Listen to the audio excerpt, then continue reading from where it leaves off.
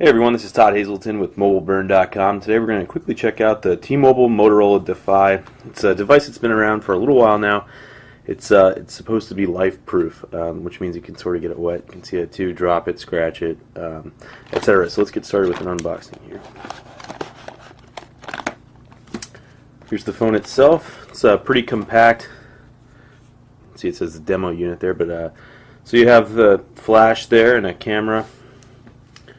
See sort of like these bolted down parts of the edges there, volume controls, nothing on the bottom, and you have these latches here.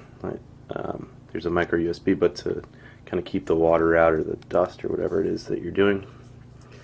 Then up top, another latch there. That's a 3.5mm headphone jack, and then the front, you have the touch buttons, but we'll get more into that in just a second.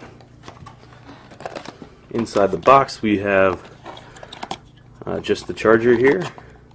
Doesn't look like we have any of the manuals. This was just sent to us by T-Mobile, so it looks like it's sort of been passed around a lot. But so just plug the USB port into there, and then it's the wall, and then here's the micro USB end of it. Now let's get the phone booted up and we'll check out some of the features. Okay, here we are. We're looking at the interface here. This is called Moto Blur on the Defy.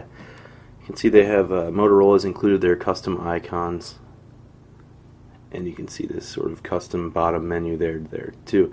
So these are widgets that you add as part of Moto Blur, and right here we have a social networking one. This is showing Facebook updates from our Facebook friends. You can also click here and update my own status, using the Motorola Defy.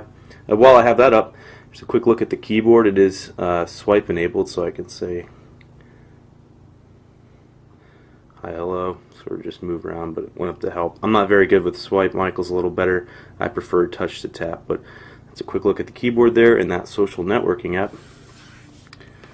See what else we have on the home screen. You have a family room panel. This is called, this is unique. It's family room, so you can create a family list, quickly contact everybody in it, share a calendar, share updates with each other, or email or blast message everyone in the family. Okay, now if you want to add one of those Moto Blur contacts, you just hold down the home screen like that. You can go right to Motorola widgets. You can see there's a list of them available. So, social networking, for example, you can change the name,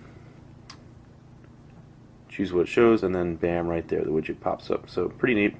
This is running Android 2.1, by the way, just so it's a little out of date, given that 2.2 Froyo has been out for a while now, and Google has Gingerbread Android 2.3 out now.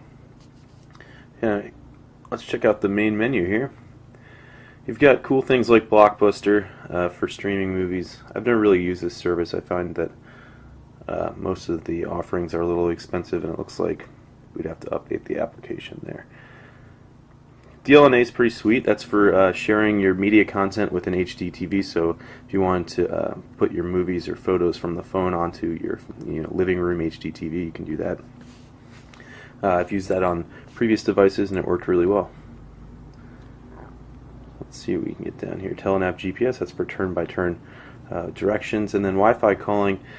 For placing calls over a Wi-Fi network, T-Mobile offers it on a number of its phones, and it's actually a really useful feature if you're in a poor signal area.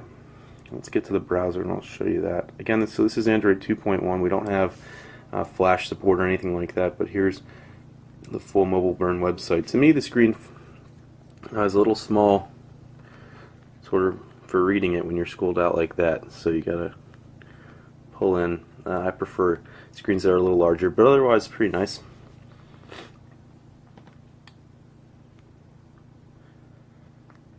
The messaging app I'll show you here. You can see it's nice threaded text messages. The keyboard does support landscape mode, so you can tap or swipe just like this and send out text messages. You can see this is another part of Moto Blur, sort of. That's not the default texting interface, and I like that they include the picture up top like that.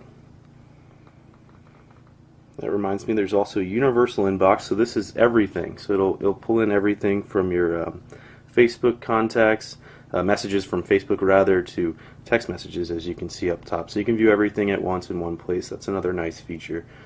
of Moto Blur.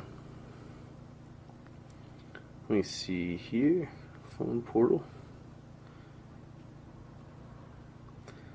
This is just a portal for managing your content on your computer, so you can plug it into a USB cable or connect with Wi-Fi. So again, pretty neat, sort of similar to the DLNA technology. Now, what really is important about this phone, I guess, is that T-Mobile and Motorola are sort of saying it's life-proof. So it means you can, drop it, you can get it dirty, or even wet. So what I have here is a little bit of water, and I'll demo that real quick. Okay, so here we have the Defy ready for a little bit of water. I don't think it's necessarily waterproof. I know I've seen some videos where people were dropping this to the bottom of the pool, but I think it's more that you don't have to worry if you accidentally drop it in some water, because it does have those latches on the side, but it doesn't feel like the military rugged spec kind of latch. It just is, it's protecting the port, and it seems like they could sort of pop off pretty easily. So you'd probably ruin your phone pretty quickly if you're not paying attention to that. But here we have the phone powered up, and we'll just pour some water over it there. And you can see it still works perfectly fine, even though it's wet. Say you dropped it in a puddle or something like that. So pretty neat. There you go. It's life-proof, I guess. So that's a quick look at the Motorola Defy here. This is Todd Hazelton with MobileBurn.com.